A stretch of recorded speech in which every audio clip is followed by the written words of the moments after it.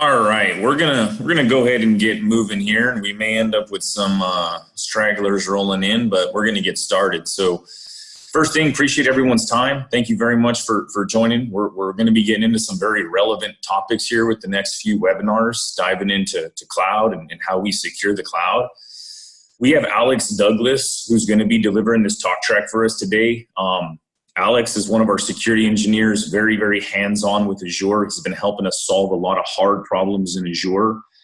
Alex is very much a hands-on engineer and, like I said, does a lot of our delivery work. Not necessarily the guy we have doing a lot of presentations, so I'll ask everybody to kind of give him a little bit of a break here. And this is his first time kind of doing a big presentation for us, but he's very excited to do it, and I know he's going to do a great job, bring you guys a lot of value. So, Alex, I'm going to go ahead and hand it over to you and let you get moving here. Thank you. All right, thank you, Leo. Can I get a mic check from someone? Sound good. All right, so good morning. As Leo Chavez said, my name is Alex Douglas. I'm a security engineer. I work for Enterprise IT Solutions.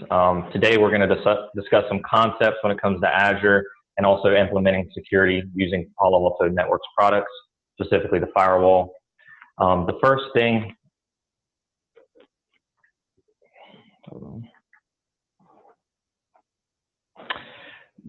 we're going to cover is the agenda. Some high-level items that we're going to go over are going to be the Azure planning. We're going to do some Palo Alto. We're going to look at some Palo Alto designs. We're going to drop into a demo, and then we're going to have some final remarks. If you have any questions throughout this presentation, please enter them in the Q&A field in the Zoom meeting, and we'll look to get those answered for you.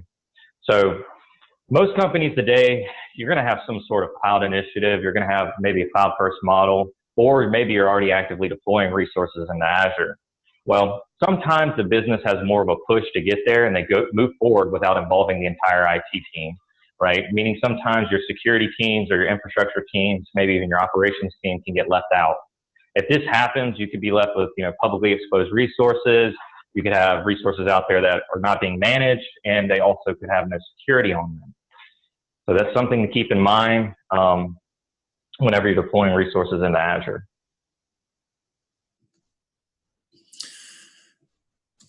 Guys, this is Leo again. I'm gonna speak to this slide here. So one of the challenges we see going on today in the world of cloud is there's a lot of push coming from the business to get out of the data center, get out of the traditional data center. There's a lot of cost savings at times associated with capabilities we get around, SD-WAN and eliminating, maintenance contracts we have on legacy equipment on-prem, and agility, being able to get things stood up a whole lot quicker, right? The same thing that made VMware an amazing solution, 10, 15 years ago.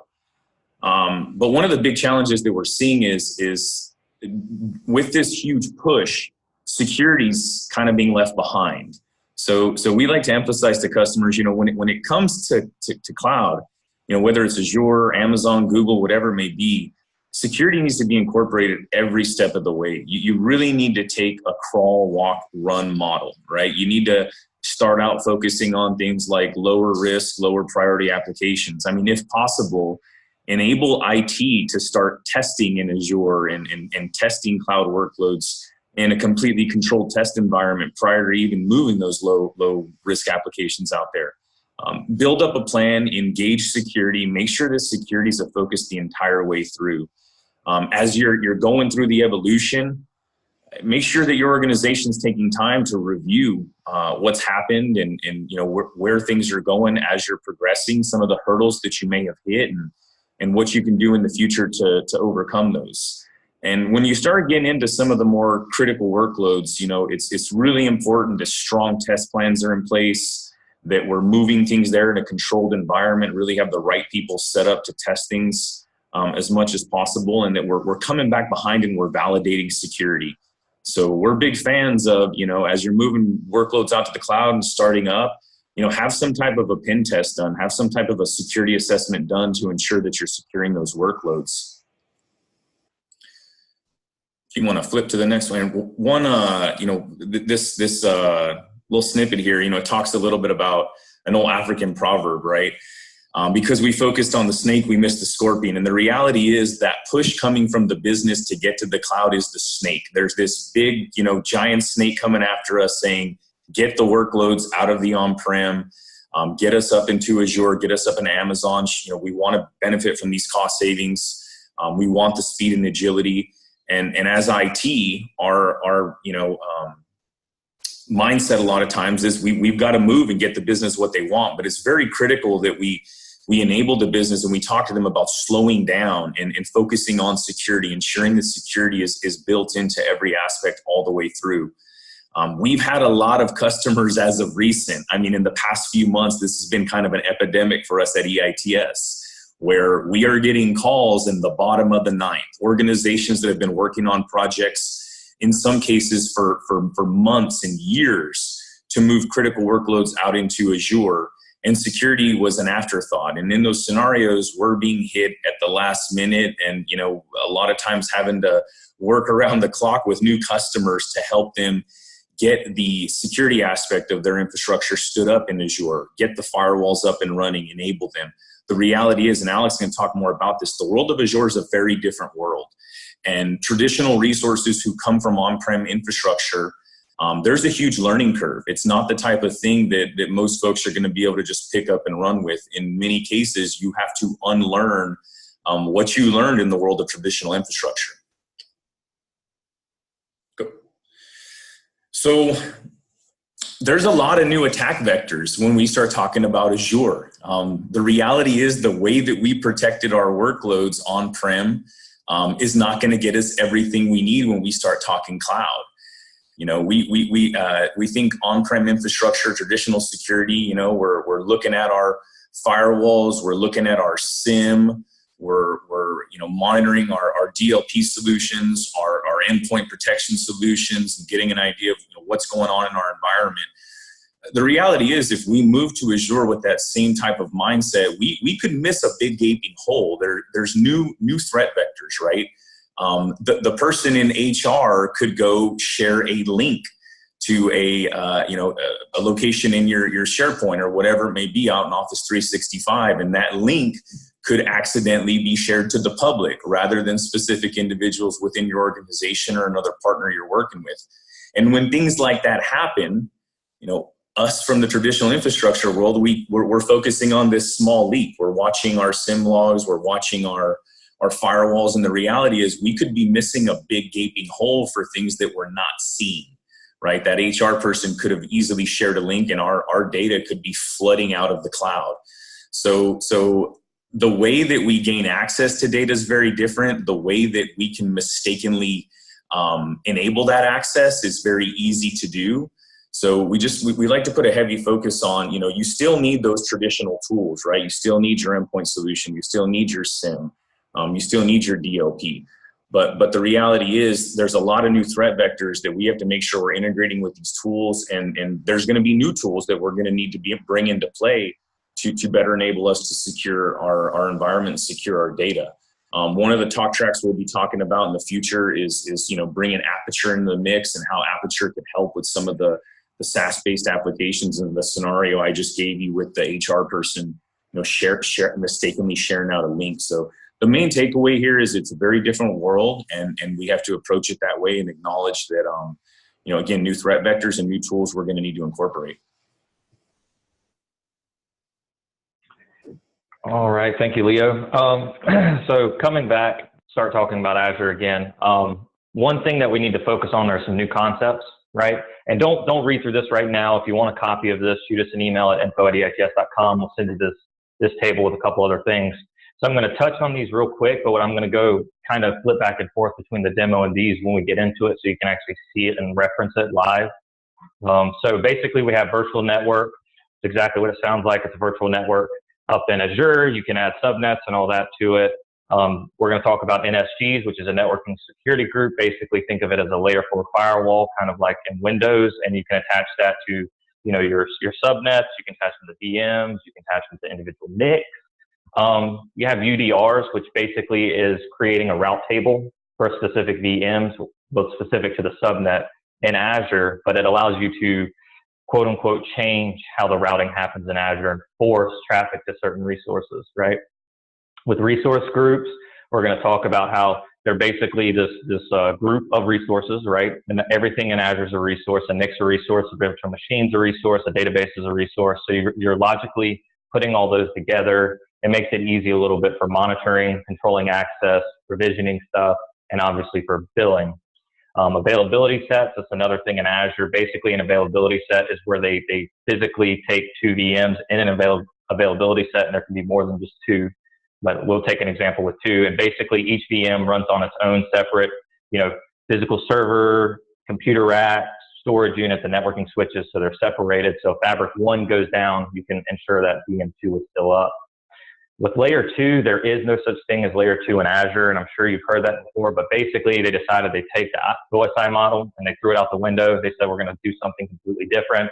VMs by default communicate directly between themselves, so that's something to keep in mind.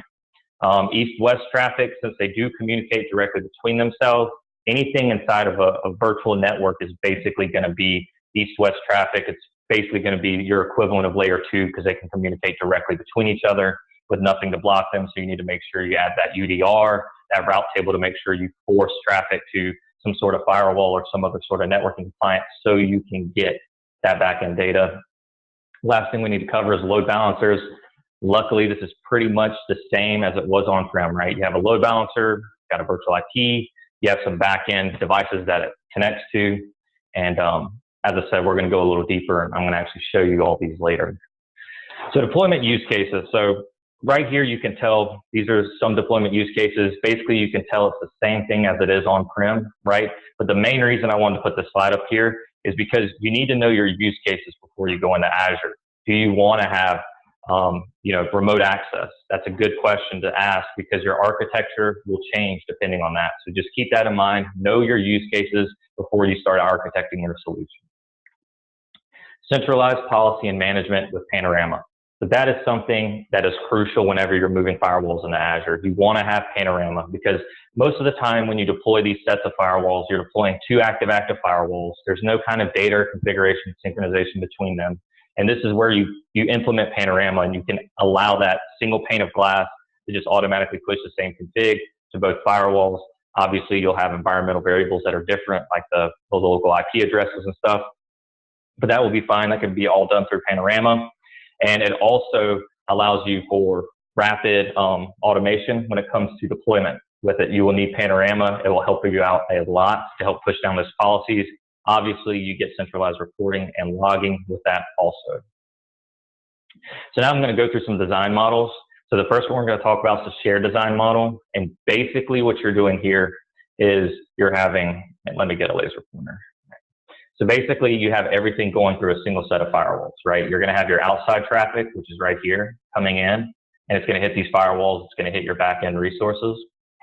And then you're going to have your internal resources talking between each other, right? And they're going to be hitting this internal load balancer for that. And then you're also going to have outgoing traffic coming from your VMs, and you're also going to have your back-end traffic or your VPN traffic coming in right here on these firewalls. Next, we're going to talk about the scale design. So with the scale design, basically you have outside traffic coming in on a separate set of firewalls to your back-end resources, and then you're going to have a separate set of firewalls for all your internal traffic, right? So they're going to come in through here, your back-end traffic comes in there, obviously it goes out this way. And the last design model we're going to reference is the dedicated design model. So with this one, you basically have your outside coming in, single set of firewalls. You have your internal traffic, so all of these VMs will talk in through here, talk out to the internet through these sets. And you'll also have your back-end traffic, which will be, your local on-prem back here, talking in an IPsec tunnel or express route, whatever it may be. And it's going to come in here, it's going to talk here. And then this is also dedicated for VPN. So this is a really good model if you decide that you want to run VPN in the cloud. I would highly recommend going with this design model. So now I'm going to go kind of through traffic flows. What does it look like in Azure? How does it route? What's some of the things we need to look for when we're doing this? So basically we have a user out here and he's going to initiate some traffic, right? So he's going to come in, he's going to hit this public load balancer. From there, we're going to go to the untrust interface of the firewall. We're going to get firewall and transfer it over to the trust interface of that. We're going to hit our internal web load balancer right here, which is then going to forward back to these backend servers. Obviously, the return flow is going to look something like this, where we have that return traffic. It's going to hit the network. It's going to go over here to the trust side interface. It's going to get flipped to the untrust and back to that user out there on the interweb. So with outbound traffic, what are we looking at, right? So we have a VM here. It's going to go, it's going to hit the local network. Our route table is going to tell it that you need to go to the internal load balancer of the firewall. It's going to hit that. It's going to get forwarded onto the trust side interface of the firewall. We're applying a source NAT. That's something to keep in mind whenever it leaves here. So it's leaving out to the internet, and then the return flow looks somewhat like this. We're coming back on the public IP address of that firewall. It's going to then get transferred over to the trust side and then back to that VM. And the last thing we're going to look at is east-west traffic. So we have our VM. It's going to come out here. It's going to hit the internal load balancer. It's going to hit the firewall. We're going to apply a source NAT, and this is all depending on the SKU of the load balancer. So if you're using a basic load balancer, you're going to want to make sure you do this source NATing. And you might run into some issues if you don't. And then it's going to then go over here to the internal load balancer again for reset of the SQL databases is when I put data here. That's what I was kind of trying to go for. So you have a load balancer for your SQL database backend. The return flow, right? We're coming in from here, from the SQL servers. It would come back. It hit the trust side interface of the firewall. And since we're using source NAT, it doesn't need to go through the load balancer here. It's going to go directly back to that VM. So something to keep in mind. Obviously, we're using a lot of load balancers in Azure, so that's another thing you need to keep in mind whenever we're talking about load balancers. One important thing is the health probe. So with the health probe, for every interface you have, you're going to have, and you have a load balancer associated with that, you've got to have a separate virtual router. So notice here how there's two load balancers on two separate interfaces. So we have to have two separate virtual routers. And the main reason for this is because the health probes use this single IP address right here, which is 168.63.129.16. And the main thing here is you have to create a dedicated route on each virtual router for it to make sure that it returns that traffic appropriately. Another thing you need to look out for is if you're natting on the firewalls, which I assume you will be, you want to make sure you have a no NAT in place for this IP address, because if you don't, the traffic will fail. And last but not least, you need to have some sort of management profile attached to that interface in order for the health probes to respond. All right, so let's go ahead and let's hop into a demo. So the first thing that I'm going to start with is, let me drag this over here. All right, so this is the Palo Alto GitHub page. If you're not familiar with it, you need to go out and look at it. They have some good stuff out here, some stuff for AWS, some stuff for Ansible if you want to get into some automation. And then one of my favorite ones specifically is this Azure Application Gateway. So this is one of my favorite ones to go through. One key thing that I'm going to mention about this, so basically what this does is this deploys an application gateway, which is kind of like an external load balancer, but it's meant for layer 7 traffic. And it deploys that. It deploys two firewalls and an availability set, and it deploys an internal load balancer for a set of web servers. So that is what it deploys by default. It does not do any route tables, and it also doesn't automatically apply the XML to the firewalls. So I want to show you what that XML file looks like. And it's right here, app gateway-sample.xml. So basically that file is just a simple XML file like this. Whenever you're deploying it, unless you're using the defaults, you want to make sure that you're going to go through here, and you're going to find what the default deployments are, which we'll just go there. So you're going to want to make sure you change this. So if you deploy it using a 10-something subnet, you need to make sure you go in here and change the appropriate, untrust IP, the internal IP, and all that other stuff. Which this is an address object. By default, it's going to be DHCP on the interfaces, and you want to make sure you keep that. You can also do it from the GUI. It's a little bit easier if you just hop into the XML though and do that find all and change them there. So I'm actually going to show you what it's like to deploy this to Azure. So basically what you do is you come in here and you click deploy to Azure. And it's going to pop up your portal. I'm already signed in a different tab. If you weren't signed in, it'd make you sign in. So basically a couple options we have here whenever we're going through it. You can use an existing resource group. So you can come down here and use something existing. Obviously for this, I'm going to create a new one. So we're going to call it test demo live. We're going to deploy it in Central US. And then, so this is the networking security group. So let me flip back to the presentation real quick. So a networking security group basically is it's that layer 4 firewall that I was talking about. So if it's that layer 4 firewall, and basically it's going to control access to certain resources. So we're going to rename this like NSG demo. This is the IP address for that NSG, and this is going to be applied to the public side of the firewall, so that management interface. If you have a static IP address, you can enter it in here. Obviously, for this demo, I'm going to leave it open. This is the virtual network, so we had talked about that a little bit. So if we go in here, virtual network demo, we can obviously stand up a new one, which we will be, or you can use an existing one, so keep that in mind. For the address space, I'm going to use something probably more common what other people would use, which would be a 10-something subnet. I'm going to do a /16, so you can actually customize this. You can make it, you know, /12 if you want a bigger, even /8. The one thing I would caution you on is you can always expand this. You cannot contract it. So whenever you're doing this, you know, I would say start with a /16. If you know you're going to use less IPs, you could go smaller. If you know you're going to use more, you can go bigger, but just keep that in mind. Now we're going to get into the actual subnets for the virtual network. So we have a management, right? Obviously, we're going to need to change the IP here. So 10.0.1.0.0/24, right? That's going to be for our management side. For our untrust side, the next thing is going to be 10.1.1.0. For our trust side, we're going to do 10.1.2.0. And then for our application gateway, it's asking for a DNS name. So we're going to go ahead and put my app gateway. Make sure it's all lowercase. Azure really likes lowercase stuff, especially when it comes to DNS names. So keep that in mind. I'm going to put demo after this. All right, that's the gateway subnet. We're going to leave that. We are going to change the IP address to what it's supposed to be, 10.0/3/24. This is the internal load balancer for the web server, so I like to change that to be web server ILB, just so I know what it is. This is the web server subnet, so I like to come in here and put web server subnet. Web server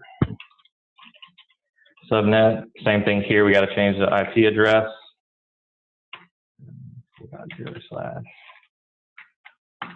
0/24.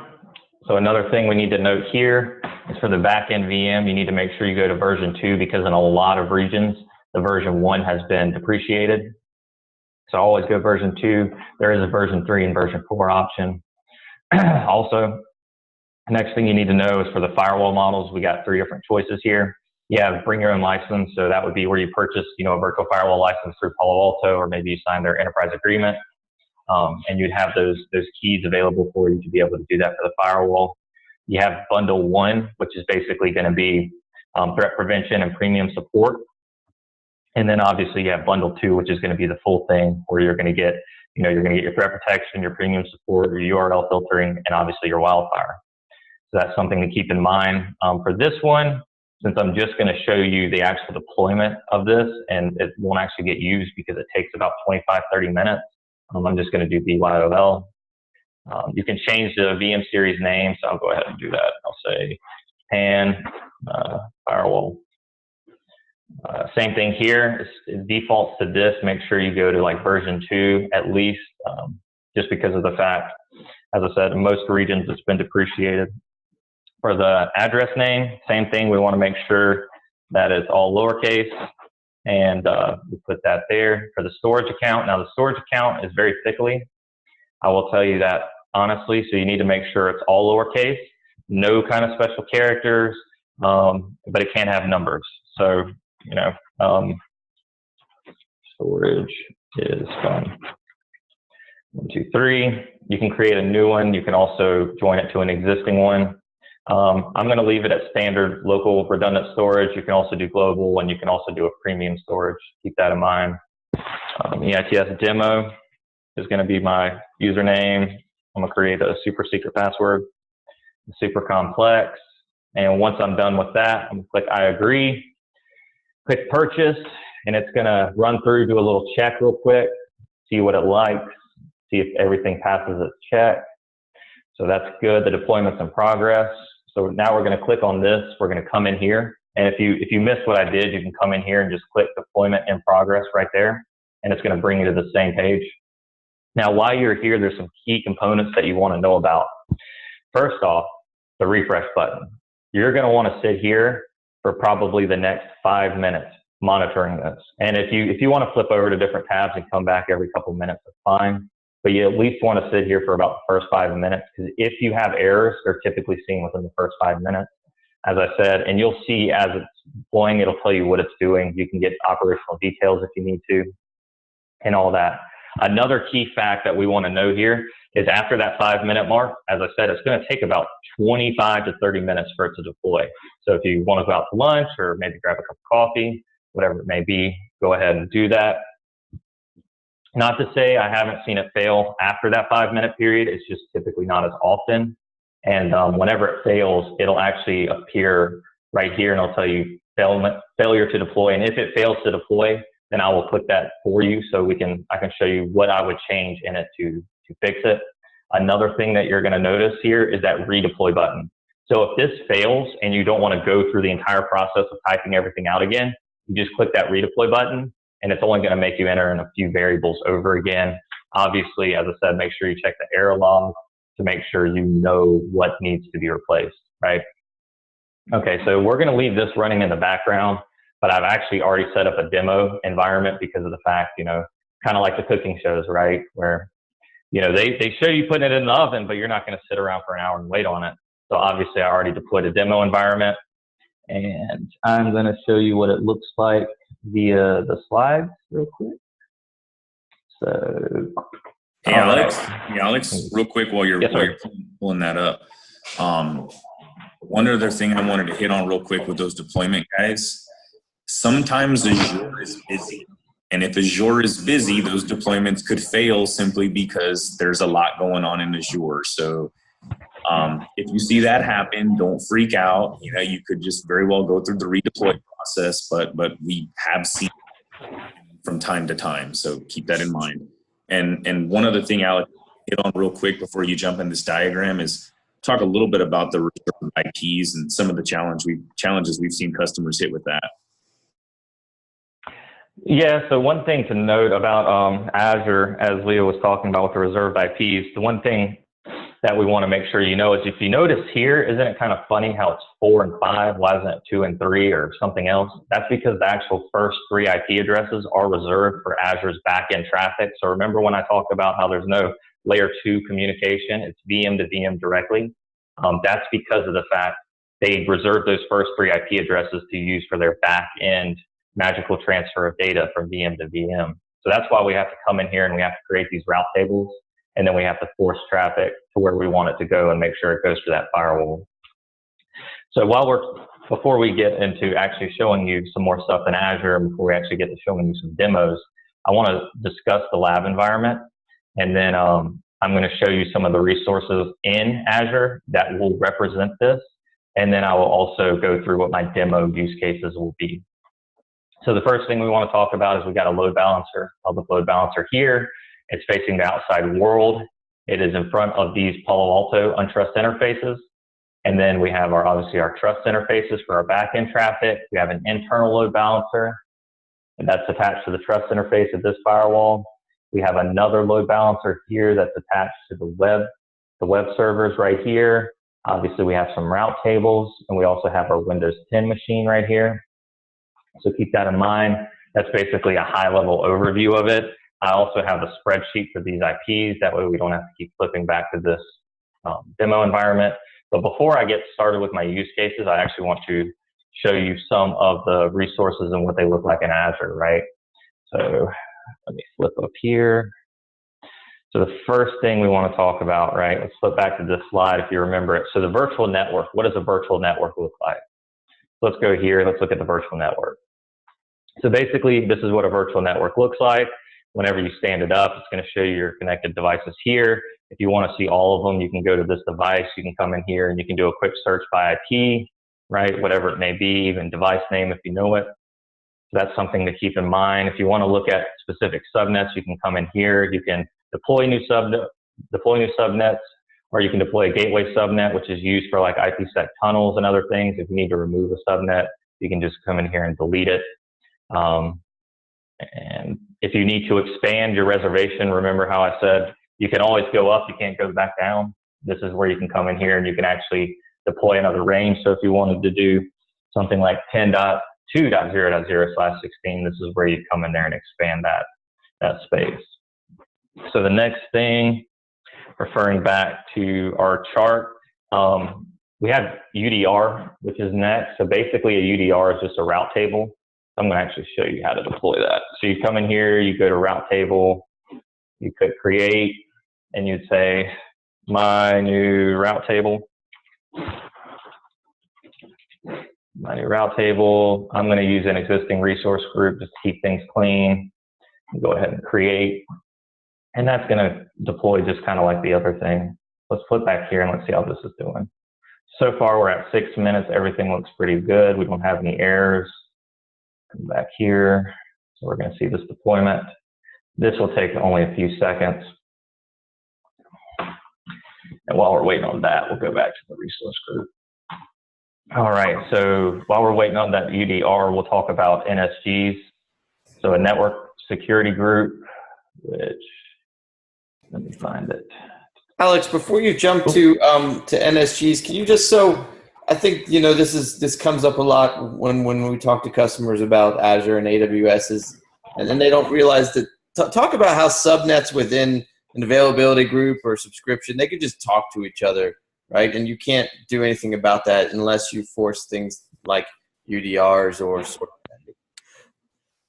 of. Yeah, so that's where I was talking about. There's no concept of layer 2. It's just direct VM to VM communication. And so basically, let me show you the actual route table that we deployed. So we'd have a route table, right? My new route table. So we come in here, we take a subnet. We want to associate a subnet, which, let's see, demo virtual network. And then let's do web server backend, that's fine. Let's come in here. So we're going to associate the subnet. And once it comes in here, so now any route we build is going to force traffic to where we want to go. So if we said, you know, we want to make sure route internet through PA or PAN. So we come in here, we'd say, all right, 0.0.0.0/0, and we would say you're going to go to the virtual appliance. Obviously, we'd want to point it to the internal load balancer or in front of the firewalls, which that's the IP address of it, which I don't think I have in here. That's right here. So there it is, internal load balancer for the stress interface of the firewalls. And then you come in here and you click OK.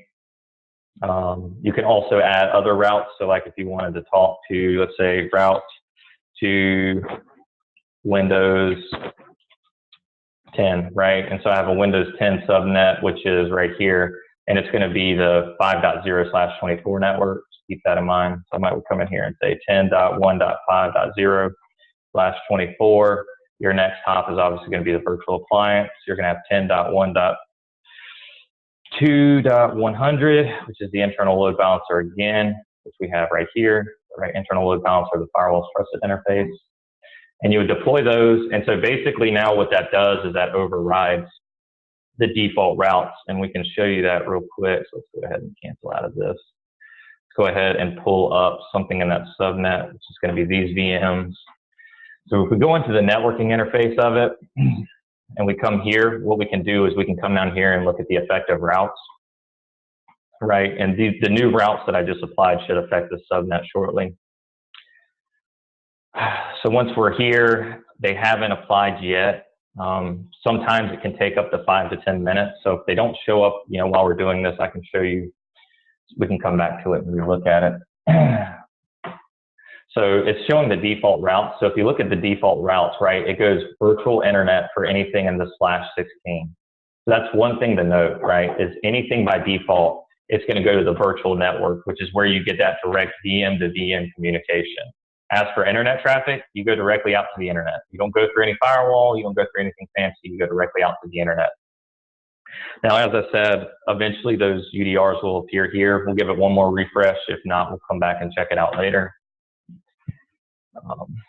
Yeah, I think the main takeaway is again, by default, these machines are going to be able to talk to each other. You have to come in here and get very granular and define where you do to allow that.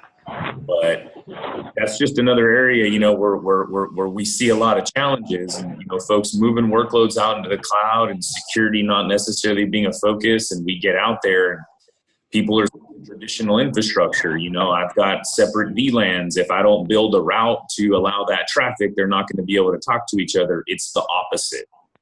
You have to go where you do not want to allow things to talk to each other, because by default, everything will be wide open. Huge security risk. Everybody knows that, but that's the way the world of Azure works. Yeah, so let's go back here and I'll show you. So we've talked about UDRs, we talked about NSGs briefly. Let's talk about availability sets. That's where it actually logically separates the backend servers. So if we click on availability set, you'll see I have 2 VMs, right? This one's located in fault domain 1 and update domain 1, same here. And obviously we have 5 different update domains and 3 different default fault domains. So that's just kind of how everything runs. You can look at virtual machines. Obviously, if you went to deploy another virtual machine, you could put it in here. So just keep that in mind. Another thing that we're going to talk about is we have already talked about the concept of no layer 2, and we discussed that in detail in this east-west traffic. But what we're actually going to do is in my demo, I'm actually going to show you kind of how this traffic flows, and I'm going to show you what it looks like going through the firewall and all that. So with that said, let's go ahead and let's get the firewalls pulled up. So let's go in here. Let's get the public IP address of it. And we're going to go ahead and click enter. And for firewall 1, let's go ahead and get this one pulled up. All right. So let's go ahead here. All right. Let's see how our template's going. We're at 7 minutes. Check that out. Failed. So now you'd want to come in here. You'd want to drop down additional, at least one resource deployment operation failed. See the bugs. So it's not letting us look at it from there. So we can look at operational details, then look through the code, status message. Let's see. Maximum allowed is 10. So I use Central US. Obviously, we have some other stuff deployed there because that's what's happening. It's exceeded the number of allowed, which is 10, and currently in use is 8, and I have requested 4 cores. So keep that in mind. Whenever you go to deploy things, make sure that you deploy them in the appropriate region.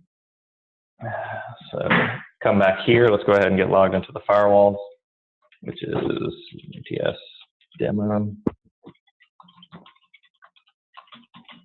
Super secret password. Also log in here, and so one thing to keep in mind is you have 2 separate firewalls. And as I said, remember there's no really configuration sync, and the load balancer is going to send traffic through each one. So you have to have both of them pulled up. So if you had Panorama, this would be a good time. You'd want to log into Panorama where you could look at your logs and all that. Another thing is if you have questions specifically on how to deploy Panorama, can you run it in the cloud? Check out our last webinar. It was done by another engineer, Jason Funda. It's a really good webinar, and it talks about how to deploy Panorama in the cloud. That's a good one to check out also. Throw him a little bone there. So now that we got this, we're actually going to run through some demos. So let me pull up my diagram again, and let's go through some demos. So the first demo I'm going to do, let me get my laser pointer. All right, first demo I'm going to do is originating from the internet. I'm going to come in through the load balancer. I'm going to hit this interface right here, one of them, whichever one the load balancer deems I'm worthy for. It's then going to go over to the trust interface, and it's then going to go hit this load balancer right here, and then down into one of the web servers. Not sure which one, but we'll be able to tell that when we look at the logs. So let's go out of here, and let's get that public right here, public load balancer. So let's go ahead and get this IP address, which is right there. And we're going to go ahead and enter that.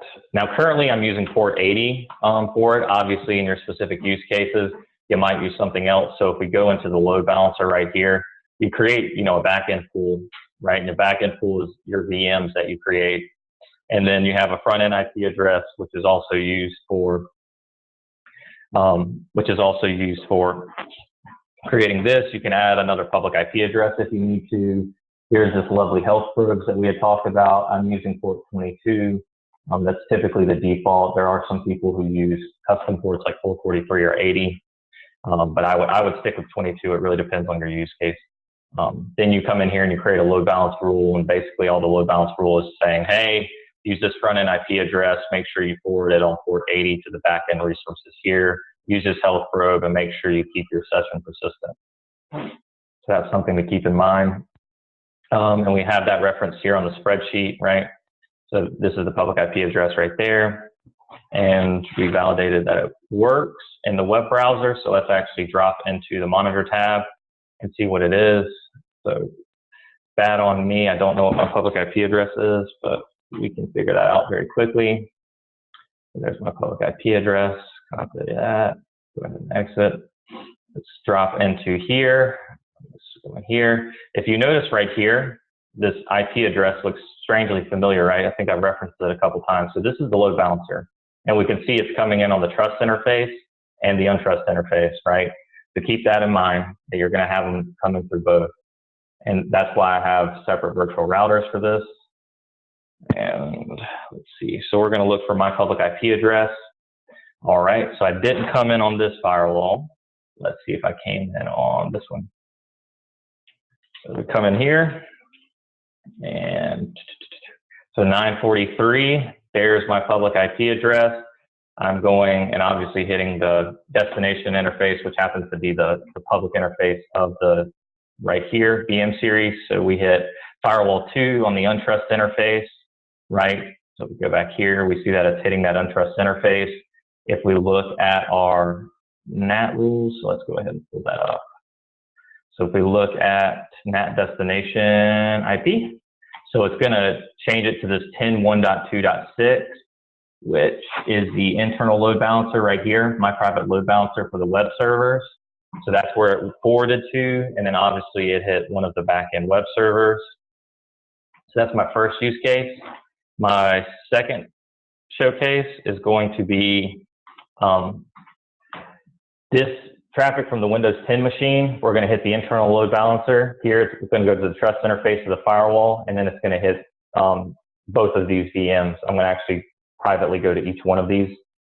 One thing to keep in mind is we're going to be routing through the firewalls, and obviously I'm doing some source natting on that, and this is going to simulate kind of that east-west traffic that we were talking about earlier. So to pull up that machine, we need to go back here, go into the webinar, and we need to find my Windows 10 machine, which is right here. We're going to click this connect button. We're going to download that RDP file. We're going to then click save. We're then going to double click here. We're then going to click connect, then logging in.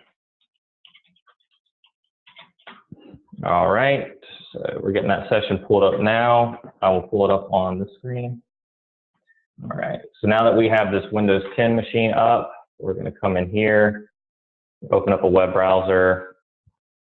We're going to navigate to 10.1.4.4 first, and then we're going to go to 10.1.4.5, and I'm going to go back to the spreadsheet here so that we can see what those are. So 4.5 and 4.4, those are the back-end web servers, right? And then what we want to do is we want to flip over here to the firewall to see if we saw that traffic. So I'm going to start with firewall 2 because it seems like it's been liking that. Let's see if we see that traffic. 10.1.5.0/24. You can also search for it just by the specific IP of that VM. So if we look right here, we see the source is 10.154. If we go in here, that is the Windows 10 VM. So just keep that in mind when we're looking at this. This is the internet traffic, which I will demo shortly, but let's look for, actually refresh. Let's go ahead and look for that pin. Let's see, might have to type it in there. So let's look at 10.1.4.0/24. All right, so 8.15, so it might not be going through this firewall. That was from testing earlier, making sure this environment was still up. Let's see if we see anything here. All right, so this is actually from yesterday. So this has actually been seen before. Sometimes logging's a little bit delayed on the firewalls. So we'll come and double check this again. Let me show you the other use case of where it goes outbound. And so basically we'd come in here, we go here and we do msn.com, right? We can also do speed test, right? And then you could obviously come in here and see that. Alex, this is your third test scenario, right? With the Windows 10 machine calling out to the internet, correct? Yeah, so let me show you on the diagram real quick. So basically we're coming from this Windows 10 machine, we're hitting the internal load balancer here. We're going to be forwarded to one of the firewalls. We're going to go here. We're going to get obviously some source natting on as we go out into the interwebs, and then we'll obviously come back right to the Windows 10 machine. So that was what I was demoing. I'm sorry for not pulling this up in advance. All right, so let's see if this traffic ever refreshed. Okay, there it is, 948, 947. As I said, sometimes you got to be patient with logs. It might take it a second to write. So let's look at it going out to the interwebs. We'll do the same thing here. That's something really key to keep in mind, guys. You saw that when he was testing the second use case with the east traffic, where it took those rules, a minute or so to show up in the logs. That's pretty common. So be prepared for that. Yeah, so obviously we can tell the VM is going out to the internet web. So we have, LinkedIn base, Windows Azure, we have some SSL traffic, and I'm not worried about the NAT destination IP. Take that off. So that's the traffic going out through the firewall. Obviously you could come in here, you could create policy specific. Right now my policies are kind of generic, to keep that in mind. These are just generic policies. It's something I did the other day. So NAT rules, if you look in here, these no NAT rules are very important. Obviously, internal load balancer, trust your natural pad out. The other thing I'd like to show you is the virtual routers. So you see how I have mine split. That's something you need to keep in mind.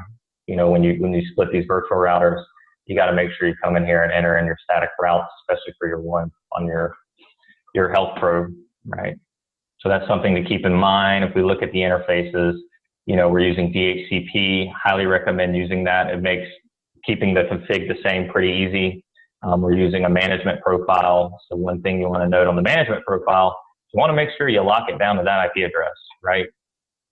Because this is Azure. You have public-facing resources. If there's a public IP address assigned to that interface, it's free reign on somebody can hit that, and you don't want them to be able to SSH directly in your firewall. So make sure you're locking down these IP addresses, right? Make sure you're putting that in there.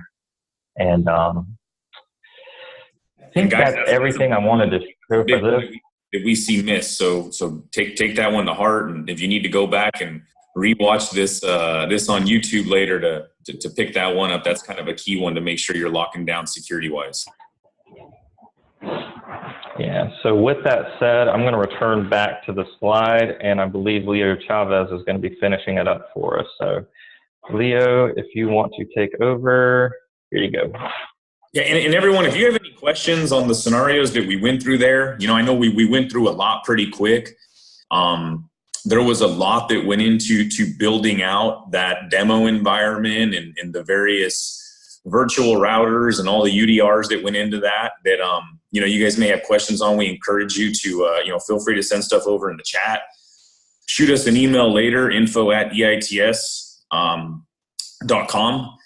But yeah, just kind of picking up here. So, you know, the big thing we're trying to depict here on this slide is, again, we've been coming into a lot of scenarios working with new customers who in many cases had been engaged with Microsoft for months, literally working with Microsoft for months, building out their Azure environment. Security comes up as an afterthought. They start working with Microsoft to try and get Palo Alto deployed in the cloud. In a couple of cases, we were brought in after the customers had been beating their head against the wall with Microsoft literally for weeks. And, you know, we throw Alex at it, or, you know, one of our other trained Azure resources, and, you know, within a day, we've got them up and running. The reality is, good help when it comes to securing Azure is very difficult to find at this point. You need people that are helping you row in the right direction. The chances are a lot of your traditional infrastructure team, this is going to be something very new for them, and they're going to need help with people showing them the fast path. People could spend, you know, weeks, months, a year beating their head against the wall trying to, you know, figure out how different this world is, or, you know, you could get the right consultants in to work with your team for, you know, a couple days, a couple weeks, whatever it may be, and ultimately enable them. We have no doubt that our customers will find their way there. And ultimately at the end of the day, figure out a way to get it secured, hopefully. But what we don't want is we don't want customers spending, you know, again, weeks, months, years doing something that we could have come in within a couple of hours and help show them the fast path. So, you know, it's really about identifying the right help. We're finding that there is no shortage of consulting firms out there willing to help you get to the cloud. And there's a lot of them that are doing a very good job as far as getting the workload running in the cloud, doing application analysis, helping the customers, you know, move off the traditional on-prem infrastructure and get things running in Azure. But when it comes to securing Azure, that's where we're seeing the big gap. And that's where we're having to come behind a lot of folks and really kind of do some heavy lifting in the bottom of the ninth, which could, you know, it's hard. It's easier to come back from 10 runs if we're starting in the second inning. But when you throw us in at the ninth inning, you know, we've got a lot of work to do in a very short amount of time, and that can be a huge challenge. Go ahead and hit on the next one there for me, Alex. Here's the main thing that we're trying to depict with this slide, people, is you know, look at 2005, look at 2013. Our entire world has changed. Where is all of that data going? Where are all these mobile devices, you know, putting that data? The way that our users are using their endpoints, the way that they're accessing data, it's not a matter of if, it's when. It's happening now. We have to embrace cloud. We all know that at this point, I believe.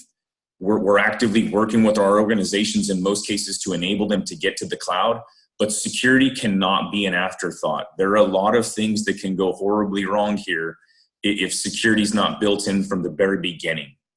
The last thing I want to leave you guys with is this will be on YouTube. We'll get it posted up on our YouTube channel. If anyone needs the link to that, pop a message in the chat window. We've also got a page on our website, www.eits.com/webinars, where you can sign up for future webinars. The next one we're going to be hosting is going to be on Amazon. So again, we're diving into some very relevant cloud topics here that I know, you know, all of you are going to be dealing with in some way, shape, or form. And last, you know, when you sign up for these webinars, if you list the name of the person that referred you, and hey, if it was, you know, you saw Alex's webinar, he did a great job, you decide to sign up for the next one, list his name down. We have prizes internally we're giving folks that are getting the most registrations. And also you have a chance to win prizes as well.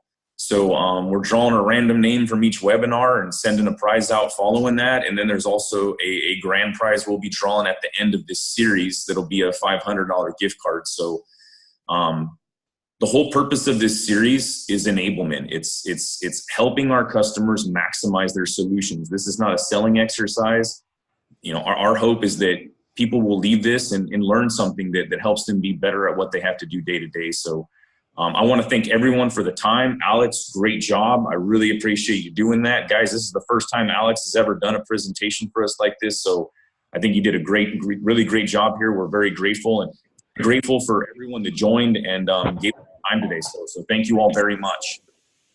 Now, and Leo, just to close, if there's one last question, if people would like access to these slides, will we be able to get those for them, and how would we do?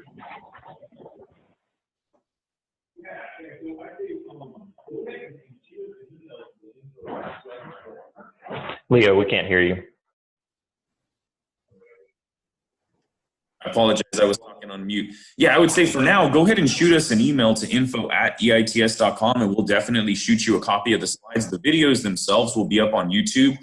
One other thing that I can, I'll look into is setting up a public share out on our SharePoint that we can link to, and we could put in the notes of the YouTube channel. So I'll take that as an action before we get on the next webinar to get a centralized location where we can post all the presentations up to and share that out with everyone. And like I said, we'll update the YouTube channel notes so that everybody knows how to get to that. Great.